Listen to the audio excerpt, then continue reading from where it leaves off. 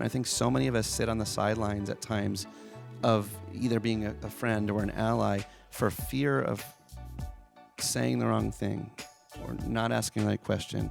And I think what you see in the film, and Will demonstrates beautifully, is like, to be an ally, you just need to show up and listen. Okay, so let's hear about this story. Like, where did it begin for you? Because you're actually friends with Will and Harper. So take us through this journey. Yeah, it's the first documentary I've done where I've been was friends with my subjects prior, which was unique. But yeah, as you saw in the film, it starts with Will and Harper. Obviously, Will has this idea of, why don't I accompany on the trip? I think throughout the idea of maybe we could film it.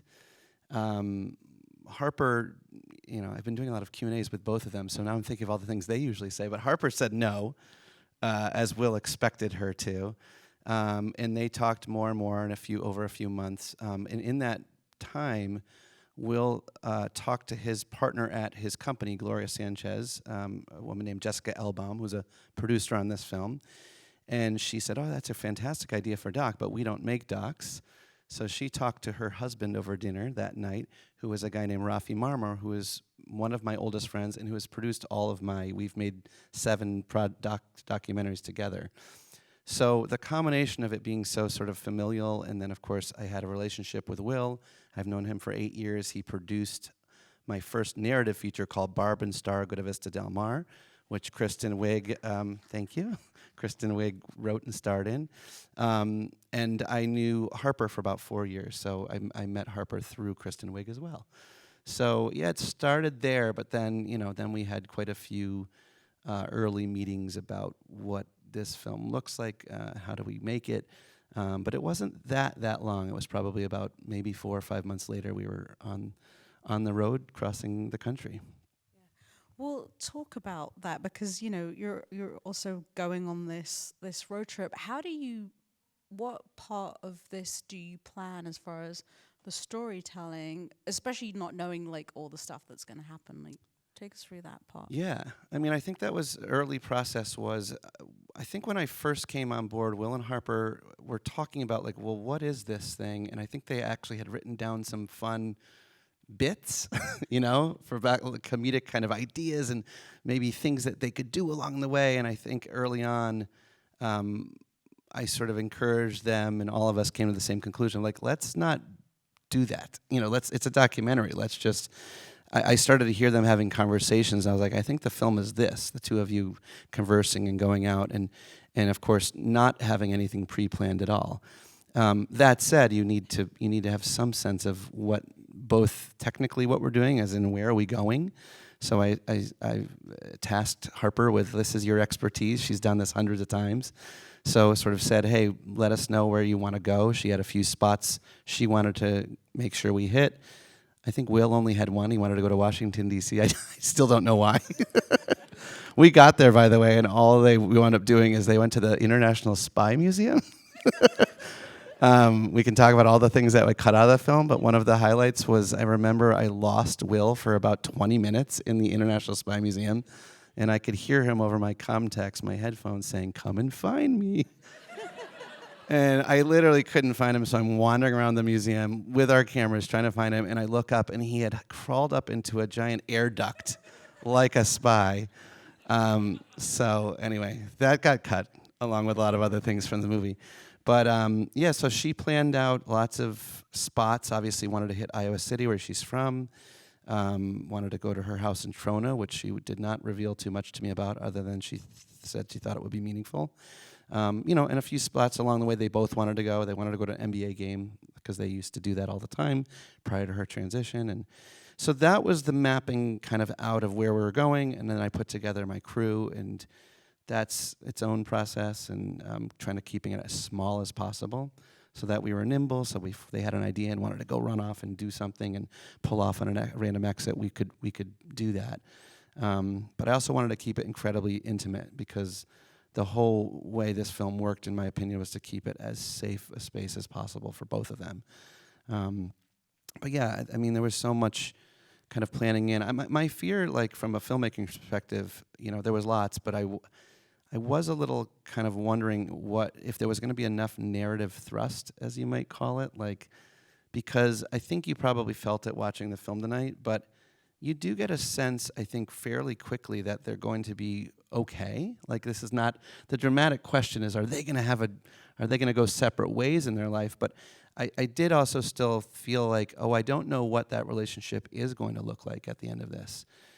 So that was, I started to realize, oh, that's really powerful. Obviously, another big question that we're asking is, that Will's asking a lot, is Harper's story. And so I realized, like, oh, I think there's a lot here to unpack as Will is getting her story of her transition and what led her to it, but also what led her to waiting this long and all of those questions. And then the last question that was apparent was just, yeah, Harper loves this country. Is it going to love her back? So started to feel like, okay, I think there's enough of a structure at least to go on. But that's why I love documentary is, you just have to take this leap of faith and start shooting. And then, you find it as you go, and then you find, which we can talk about, you find a lot in the edit as well. Oh my gosh, there's so much to unpack in that. But, how many hours did you actually end up shooting in total? About 250 or so. So it was a lot. The first cut I had was 5 hours long, and I was like, this is pretty good. So you're welcome that I didn't leave it at that. We'd be here at like midnight. Yeah, a lot of footage. You mentioned the NBA scene, but another scene I want to talk about is when they're in Texas. You're filming that. What is that like for you? Because you're not just a director observing this moment, you're also friends with them. Take us into that, and how did that being there.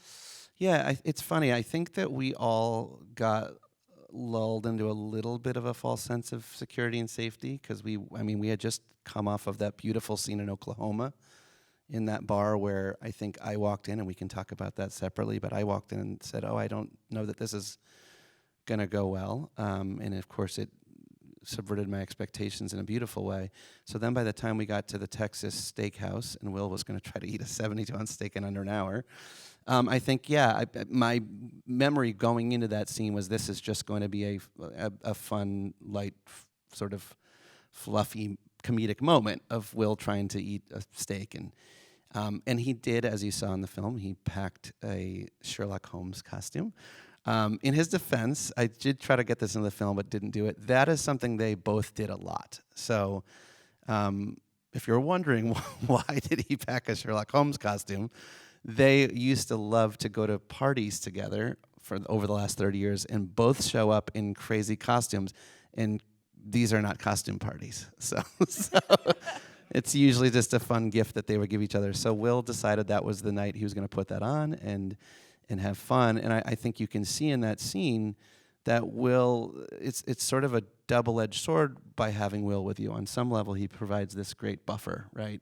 There's a safety net of having this beloved sort of celebrity alongside you, but it also draws an incredible amount of attention. And obviously, anyone in the queer and trans community can tell you that added attention is not always a positive thing, and often is not positive. And so, for me, I certainly, when we walked in that space, started to realize, oh, this is different than I thought it was going to be. They got placed on a table right in the center. It was a raised table, as you see. It was, they were announced. It did feel, as Will called it, like a fishbowl. And as Harper put it, you could really start to feel the mood of the room shift. And it definitely started to feel unsafe, but nothing, as you see in the film, nothing actually physically ever happened. We also, by the way, did have a security guard with us who luckily never had to do anything. But we did, just to answer your question, it's that tough thing where you want to capture the authenticity, but you also want to be protective of your subjects. In this case, an added protection of my friends. And we did wind up ending the dinner early and getting up and leaving before. But again, the extent of the hate we heard out loud in the space was not a ton. I remember distinctly, Harper remembered hearing someone say, "It's okay, we still love you," which is that kind of thing where you're like, you had to use the word still. You know, it's so, but we didn't hear the level of hate that you then, of course, see online, which is unfortunately, and I can share another interesting detail there was so we have those tweets that we put on screen, which was also a sort of difficult decision, but it would be disingenuous not to show the real level of hate that does exist out there for the trans community, particularly online. But the lawyer for our film, you know, I had to ask, like, oh, do we need to blur these names or not, you know, or hide them? And our lawyer said, no, you actually don't need to. It's a public forum. You can if you want. And I think I had this fear that on one level, if I blur the names or change them, some people might say, oh, you fabricated. That's not real. And I wouldn't want that. And on the flip side, there was part of me that just thought I would love for the people who wrote that to watch this film. Love it. Just to see, like, why, you know, why? Why would you write that? You don't know these people, you know, and you wrote such hate. And I don't want, and I want to put this out there, I don't want their names up there so anyone reaches out to them and spreads more hate. I just want them to have to reconcile with what they decided to write and put out into the world. Yeah, it's amazing.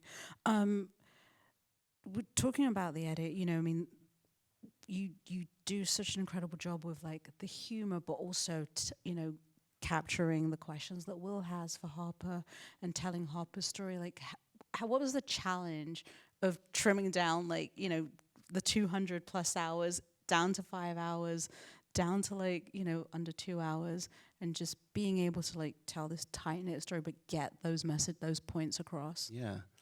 Well, I'm like a huge believer in that expression that laughter is the shortest distance between two people.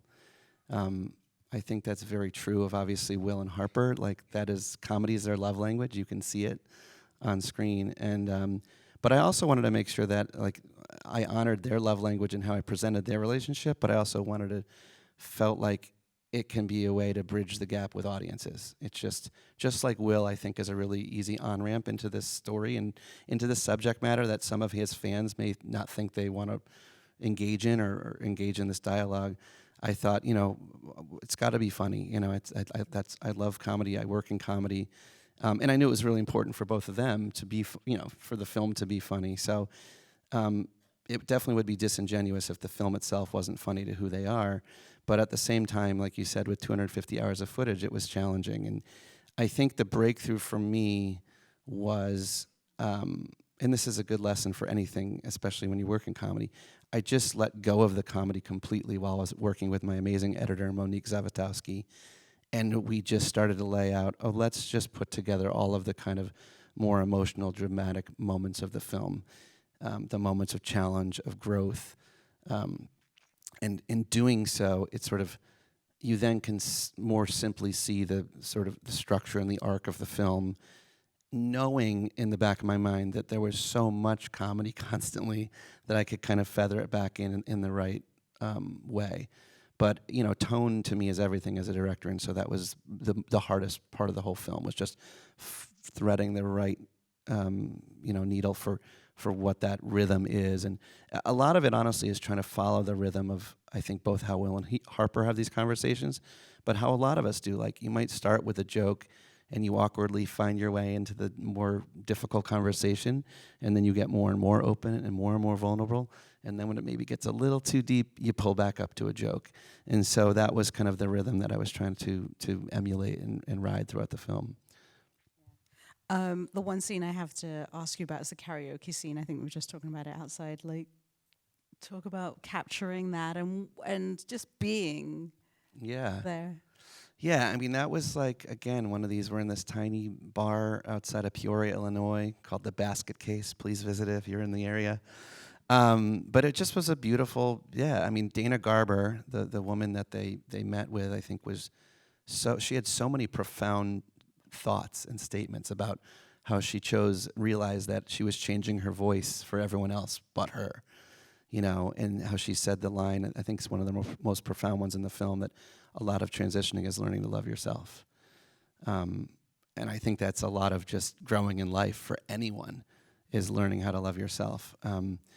So that, the karaoke scene was just beautiful. It was, you know, it was these three new friends, with Dana, two old friends and a new one, singing, and with the entire bar by their side. And I cut other good moments. When we first got in, Dana sang a beautiful rendition of Boulevard of Broken Dreams by Green Day, which was really, like, honestly, it was like, it always, anytime I watched it in the film, it would like move me almost to tears, and it's really powerful. It's, especially if you listen to those lyrics. And then Will followed it up with singing, what is the guy's name who sings this? But She's a Lady. Terrible song. She's a lady. And it was like, I'm going to cut that too.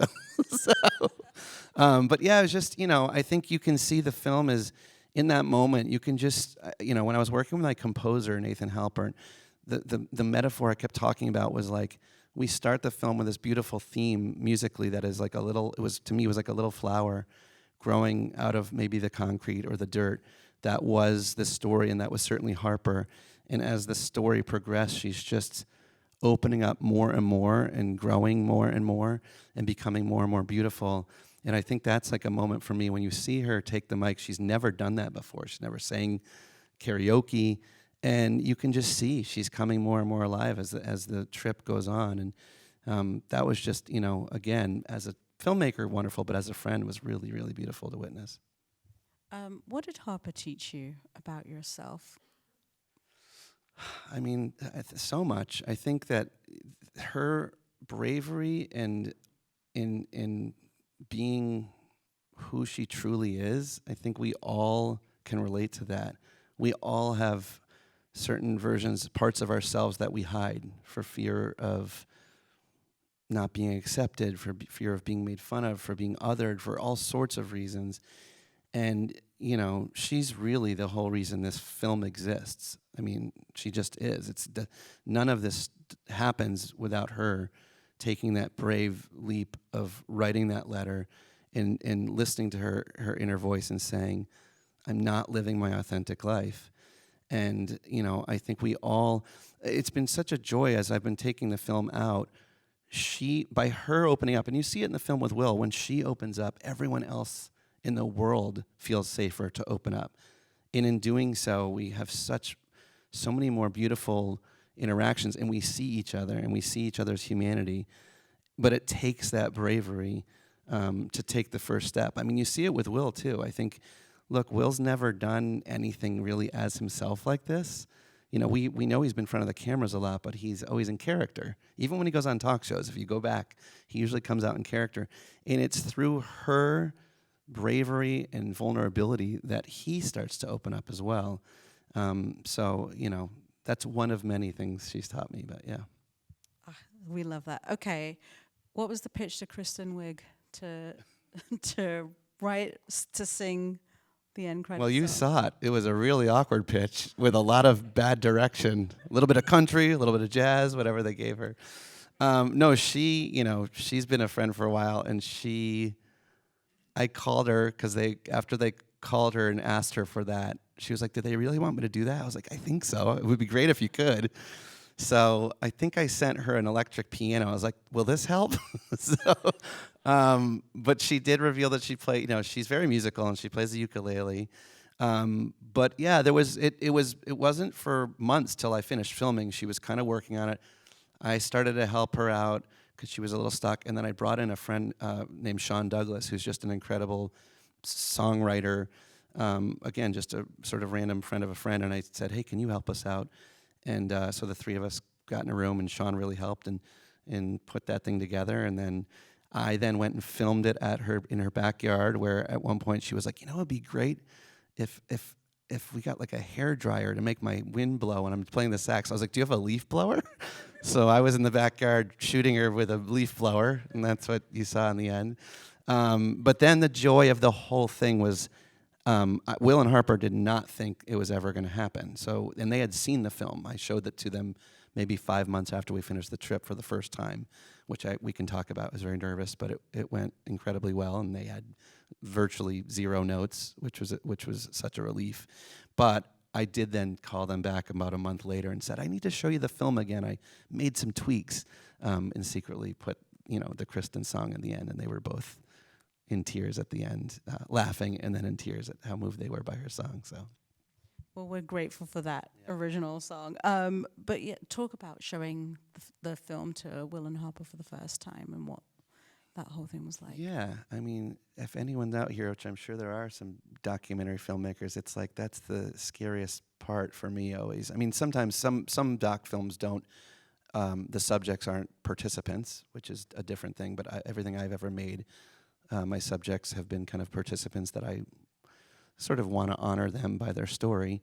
So that moment when you show them can be very scary for lots of reasons, but primarily for me was two things. Obviously, wanting to do right by them as my friends, but most importantly, didn't want them to watch it and go like, "Ooh, can we cut that out?" Or can we, I don't like the way, I don't like showing how, how emotional I got here. Those types of things where you just fear that maybe they're going to want to, I don't know, I don't want to say control it, but like take some of the things out that you worked hard to get in there. So, but I sat down very nervously and played the film, and I was keeping an eye out on them at the corner of my eye, and saw tears a lot, and heard sniffles and lots of laughter, and then it finished, and they were really blown away. They also just, as I think they've said in some of the press, when we finished our last day of shooting, they literally were like, "Well, I don't think there's anything there, Josh." After 17 days, just because it was so much, and they weren't sure how to put, if that could be put together into a film. So I think they were also really surprised that it turned into a film that held up. I know we've touched on various points of the music, but talk about the soundtrack for Will and Harper, because you've got some incredible needle drops in there. Yeah, I mean, it was always really important to me, music. I mean, it always is, but especially with a road trip film, it's like, what's a road trip if you don't have great songs in it? And the irony is they listened to zero music the entire time because I couldn't let them, because otherwise it would be buried and stuck in the audio and I wouldn't be able to use it. And so, music's everything. The first thing I do as a filmmaker, every project I've ever done before, it's like right after I read a script or right when I'm starting to think about an idea, I make a musical playlist. It's just like the shortest way for me to start to wrap my head around the tone and the emotion of the film. And so in this case, I gave a whole lot of music over to my editor. I also talked to Harper a lot. She's an incredible music aficionado, as you heard her reference in the. She's not going to tell Will about her favorite record stores, but she has 7,000 or 8,000 albums. Yeah. So we talked music early on. In fact, we had this wonderful kismet moment, which we can also talk about how many moments of serendipity there were making this film, like the kid on the unicycle, the therapist in the Grand Canyon. Like there was just so many moments like that. But she sent over a few songs early on, Harper did, and I listened through them, and there was this one song that I just had never heard and sparked to. It's called Go With Me by this duo called Gene and Debbie. I've never heard of them, but I said, I love this song. It feels so perfect. And she said, that's my favorite song. I've been trying to figure out what to put that into a project for decades. And that's the end credit right before the Kristen Wiig song. It's the song right at the end of the film. But yeah, I put in all this music.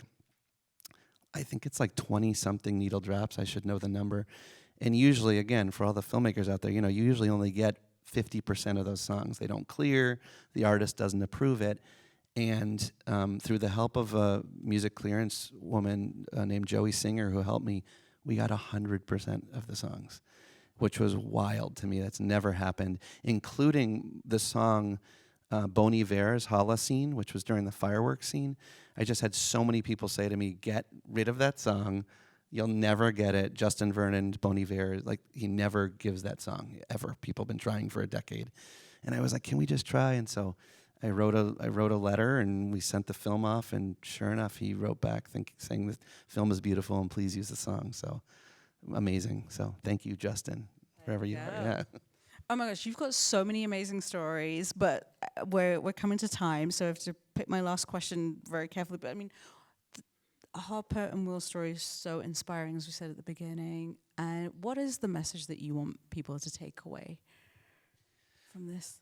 I mean, my gut reaction when you ask me that on a pure level is I want you to take whatever you take from it. I mean, that's really important. Like, I make a film, and then it's mine, and then we put it out in the world, and then it's yours. So on a really pure level, I love whatever you took tonight. Please take that. But yeah, I think look, one thing we said when we set out to make this film, all of us together, was we did not set out to make a quote-unquote political film. We knew the film would be pulled into politics, into the political sphere, but it's really it's a very personal story. And I think part of what I hope is that when we hear politicians and the media talk about things, it's like, these are personal stories. These are stories of people. So we need to take the narrative back and take those stories back. That's really important to me. I think, we partnered with GLAAD on this film, and one of the statistics they taught me early on is that, I think the number's going down, but somewhere between 60 and 70% of people don't directly know a trans person or personally. So it's this unknown, and for whatever reason, we as human beings seem to fear the unknown. But my hope is with this film, if you don't know a trans person, now you know Harper. And she's beautiful. She's incredible. She's funny. She's friends with Will Ferrell. She's, so I hope that is something that a lot of people can take. And I think lastly, the other thing that I really, on the Will side of things is, he was also really brave in willing to show him stumble through these conversations. He doesn't always do it elegantly, but that was part of the design. He said, I want to show people that you don't have to be perfect. And I think that's really important. I think so many of us sit on the sidelines at times of either being a friend or an ally for fear of saying the wrong thing or not asking the right question. And I think what you see in the film, and Will demonstrates beautifully, is like, to be an ally, you just need to show up and listen. It's that simple. It's like, show up, make space for that person, and listen. And I hope that when you realize the barrier of entry is lower, more people will engage and will lean in and be better friends and be allies for those in need.